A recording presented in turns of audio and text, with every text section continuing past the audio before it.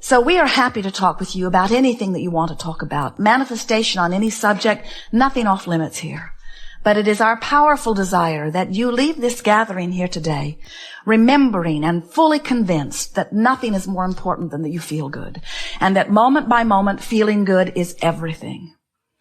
You can have arthritic hips which give you pain, and you can feel hopeful, or you can have arthritic hips that give you pain and you can feel worried. And the emotional difference will make the difference about your recovery. You can have a bankruptcy looming and feel hopeful, or you can have a bankruptcy looming and feel desperate. And the emotional journey that you are upon will cause the outcome.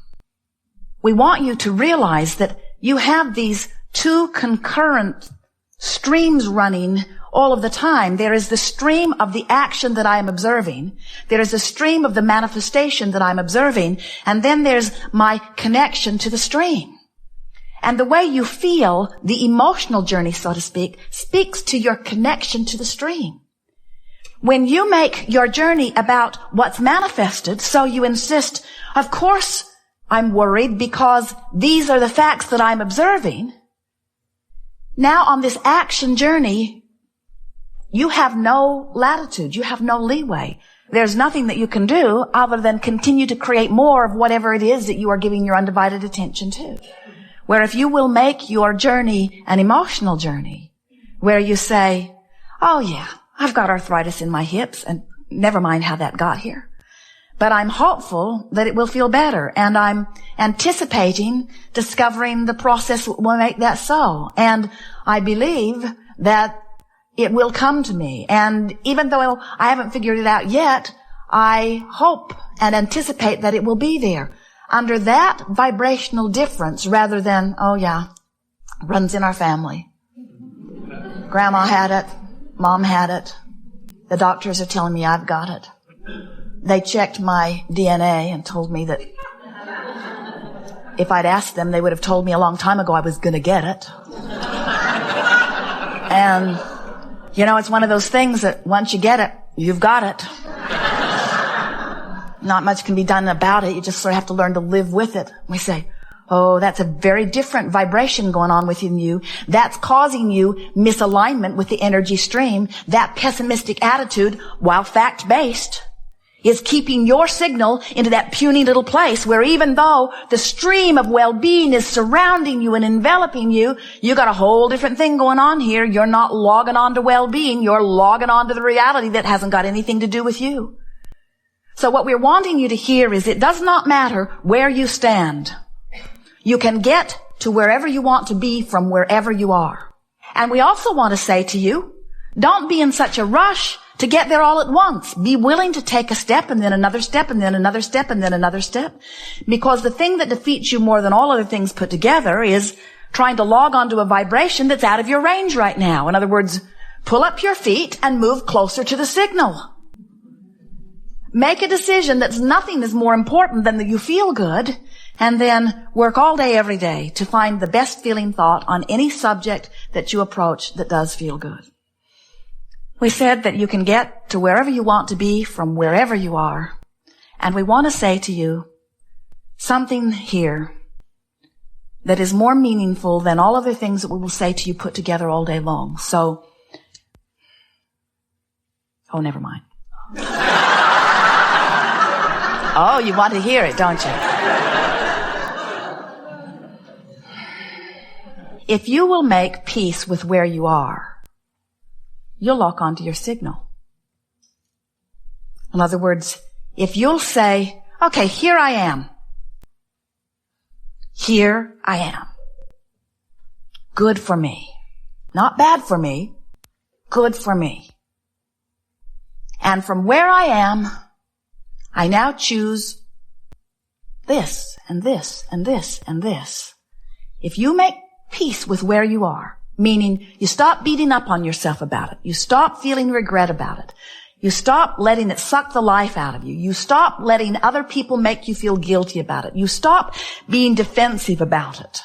If you will make a decision to make peace with where you are, which sort of sounds like this.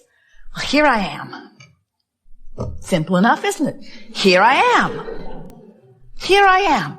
Feel the difference between here I am on my way to there and here I am, I've been here so long.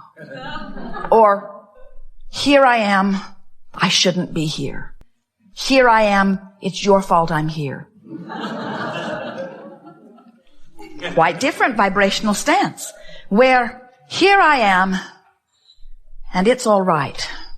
Here I am, and I don't really want to be here, but here I am, and it's all right. And it's temporary. Here I am, and it's temporary. Oh, that one feels pretty good, doesn't it? Here I am in this temporary place on my way to better and better. Here I am, pleased with who I am, on my way with greater clarity to who I really am. In other words, you got to find ways to soften your personal perspective of where you are, because where you are is the signal that you're beaming. And you got to log on to the signal. You got to find a way of linking up with this source energy. When you don't, you're off the signal. Source energy believes that well-being should be yours. When you don't, you're off the signal. Source energy adores you. Source energy knows about your well-being. Source energy expects good things to come to you. And when you don't, you're off the signal, you see. So that's our best sales job yet. That nothing is more important than that you feel good, because the way you feel is your indication of your signal. So the signal has a couple of components. How much of it am I asking for by the power of my desire? And how much in alignment with that signal am I? In other words, I want it and believe it. I'm right on being. I want it and I doubt it. Resistance. It's not coming, at least not now. I want it means it's always there for you. I want it means the signal is always available, but the allowing part is the part you tweak into place by reaching for the thoughts that feel good to you. And you can feel when you click into alignment. Someone was asking us a question the other day about whether they should hire someone or whether they should not. And they were sort of going back and forth about whether it was a good idea. There were aspects of it that felt good and some aspects of it that did not feel so good. And as we listened, we said, pay attention to which way you're leaning. Well, there was no question which way they were leaning. They could really feel that they were leaning toward making the decision to say yes. And then we said, now you have made that decision. Now line up with the decision. Line up with the decision. And so we offered a whole stream of things that we thought were very reasonable components that made them easily line up with the decision. And then we said, now, your energy is in place. Now, never again go back and question that decision.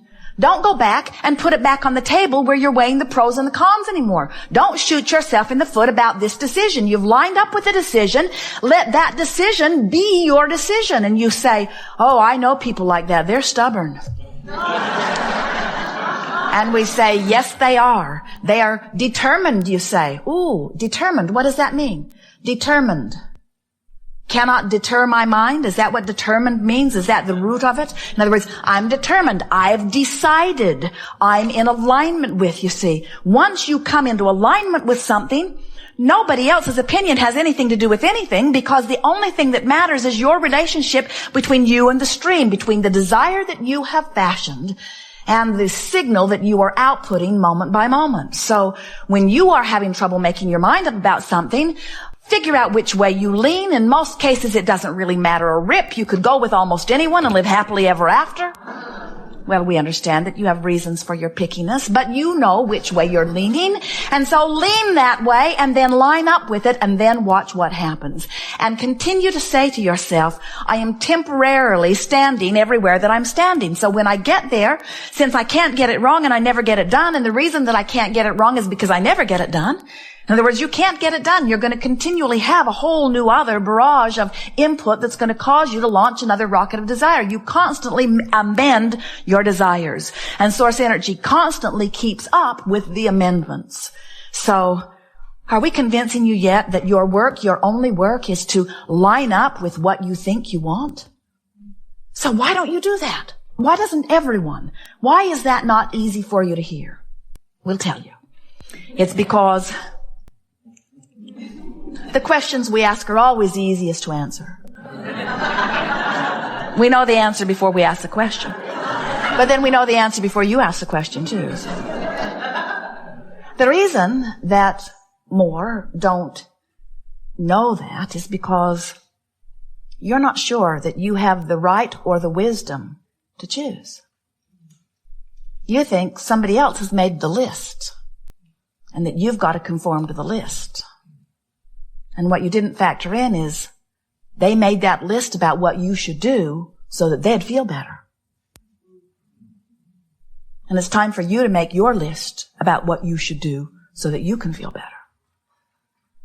You are an extension of that which is source. Some call it God. Some call it energy. Some call it consciousness. It does not matter what you call it. You will never be apart from it. It will always flow to you and through you. But you have powerful control about how much of it you let in any moment in time and how much of it you deprive yourself of. And when you let it in, you thrive. When you let it in, you're clear-minded, you're sure-footed, you feel good, life is wonderful, you breathe deeply, everything feels good. Everywhere you go, you find things that are interesting, fascinating, provocative, good feeling.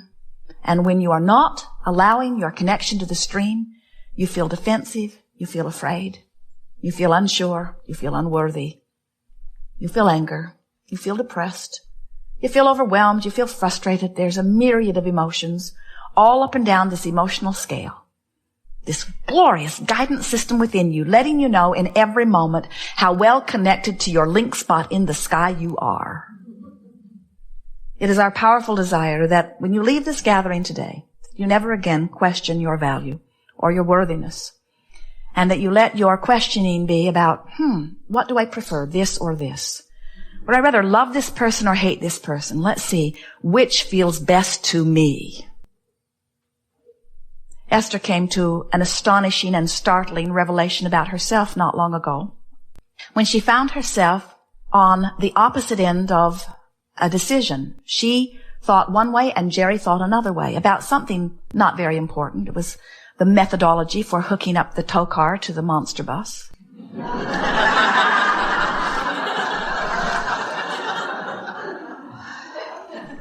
And Esther always yields to Jerry because she would much rather that he turns out to be wrong than she does.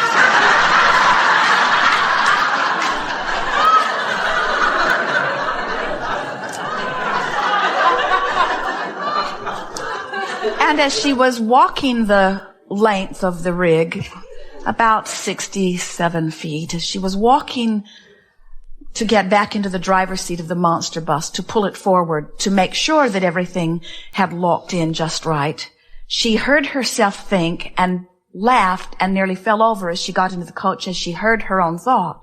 She thought, I hope it doesn't go well.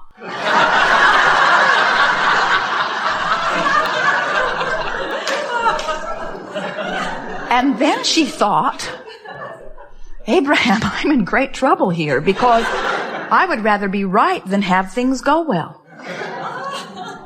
And that is the reason that so many of you do not trust your own decision.